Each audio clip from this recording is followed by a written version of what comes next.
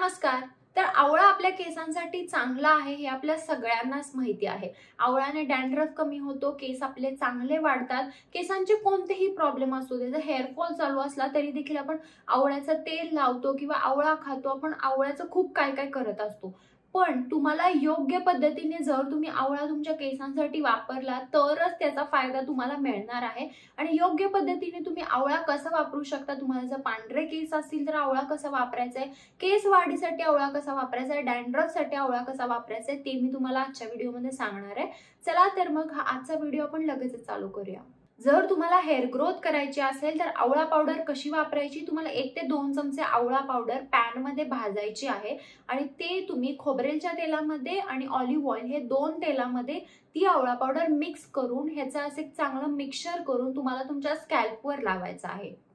हे जर तुम्ही आठवड्यातून 2 वेळा केलं तरी देखील तुमच्या केसांची वाढ चांगली होईल आणि हे लावून तुम्हाला 1 तासांनी किंवा अर्ध्या तासांनी तुम्ही हेअर वॉश नॉर्मल माइल्ड शॅम्पूनी करू शकता। जर तुम्हाला आवळ्याचा हेअर पॅक तयार करायचा असेल तर तुम्ही आवळा आणि शिकेकाई असे 2-2 चमचे हे मिक्स करा आणि हेअर पॅक म्हणून तुम्ही हे तुमच्या सगळ्या केसांना लावू शकता।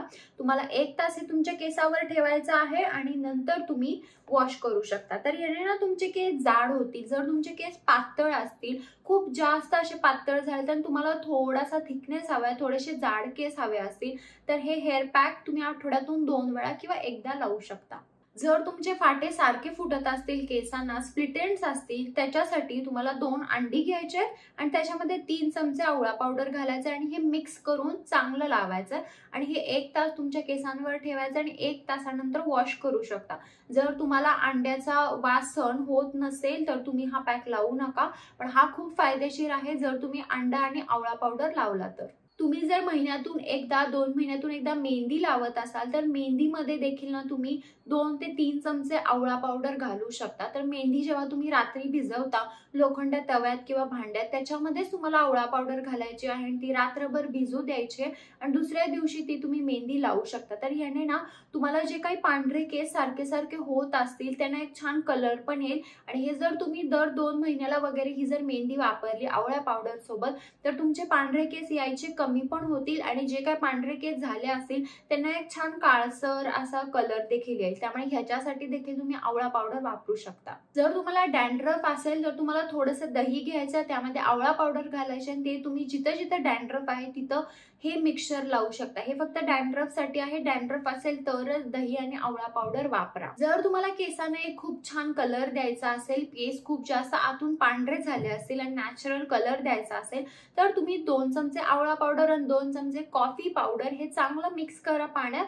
आणि ते तुम्ही तुमच्या मुळांना लावू शकता। म्हणजे हे जर तुम्ही धुतलं ना तर तुमच्या मुळांना खूप छान असा कलर देखील येतो, म्हणजे कॉफी कलर असा आवळ्यासारखा कलर देखील येतो आणि पांढरे केस तुमचे निघून जातील। म्हणजे हा एक असा नॅचरल डाय आहे। तुम्हाला जर झटपट मेहंदी भिजवायची नसेल, मेहंदी लावायची नसेल तर हा तुम्ही डाय वापरू शकता। फक्त कॉफी पावडर आणि आवळा पावडर घेऊन तुम्ही हा डाय तयार करू शकता। तुम्ही आवळा पावडर पण खाऊ शकता आणि रोज जर तुम्ही आवळा कापून खाल्ला तर थंडीच्या सीझन मध्ये आवळा मिळतोच, त्यामुळे रोज जर सकाळी तुम्ही 1 आवळा खाल्ला आणि आवळ्याचा ज्यूस करून पिला तरी देखील आवळ्याचे सगळे फायदे तुम्हाला मिळणार आहेत। तर हा होता आजचा माझा व्हिडिओ, आवळा आपण आपल्या केसांसाठी कसा वापरायचा ह्याच्याबद्दल। जर तुम्हाला काही शंका असतील तर तुम्ही मला कमेंट बॉक्स मध्ये विचारू शकता आणि हा व्हिडिओ जर आवडला असेल व्हिडिओ लाईक करा, शेअर करा आणि चॅनल सबस्क्राईब करायला विसरू नका। चला तर मग आपण लवकरच भेटूया एका नवीन व्हिडिओ मध्ये, तोपर्यंत काळजी घ्या, बाय।